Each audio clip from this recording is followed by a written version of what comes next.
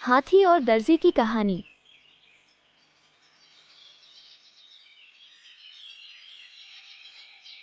सालों पहले एक गांव रत्नापुर में एक जाना माना सर्कस था। उस सर्कस में रोज एक लड़का मोहन अपना करतब दिखाता था। मोहन के पास अपना एक हाथी था जिसे वो अपने साथ रोज सर्कस लेकर जाता था।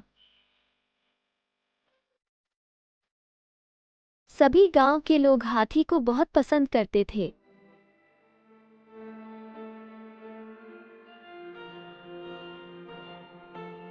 हाथी भी सर्कस में आने वाले सभी दर्शकों का खूब स्वागत सत्कार किया करता था।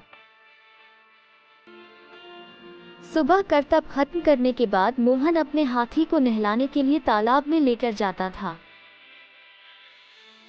रोज हाथी तालाब में नहाने के बाद घर लौटते समय दर्जी की दुकान पर रुकता था। दर्जी भी रोज हाथी को प्यार से एक केला खाने को देता।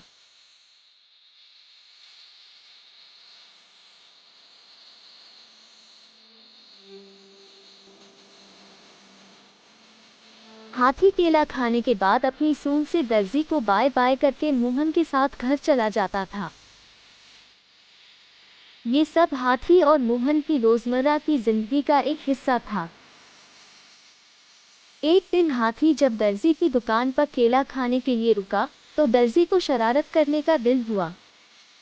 उसने हाथी को केला देने के बाद अपने हाथ में सुई रख ली। जैसे ही हाथी ने उसे नमस्ते किया, दर्जी ने उसकी सूंड पर सुई चुभा दी। सुई चुभते ही हाथी जोर से चिंघाड़ते हुए करहाने लगा। दर्जी ने हाथी के दर्द का खूब मजाक उड़ाया और जोर जोर से हंसने लगा। मोहन को पता नहीं चला कि क्या हुआ।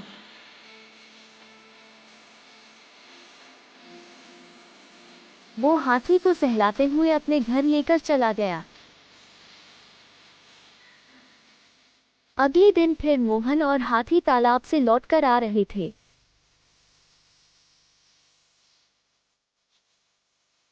मोहन कुछ दूर रुककर लोगों से बात करने लगा।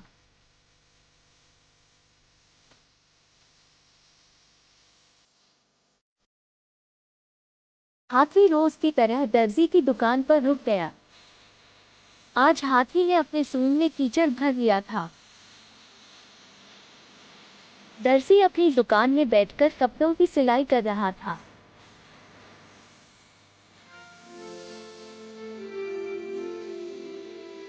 जैसे ही हाथी ने दर्जी को देखा, वैसे ही हाथी ने उसकी पूरी दुकान पर कीचड़ फेंक दिया। उस कीचड़ में दर्जी तो भीगा ही, बल्कि उसकी दुकान के सिए हुए कपड़े भी खराब हो गए।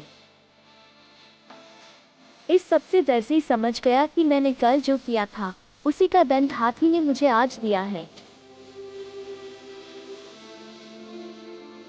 दर्जी को अपनी गलती का एहसास हुआ और वो हाथी के पास भागकर गया।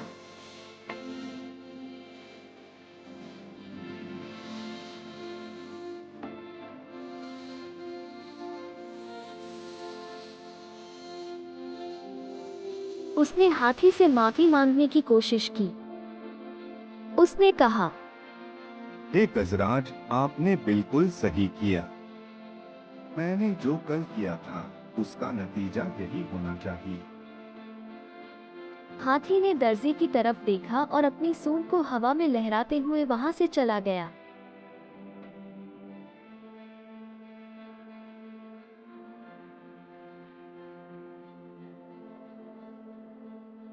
दर्जी को मन ही मन बहुत बुरा लग रहा था।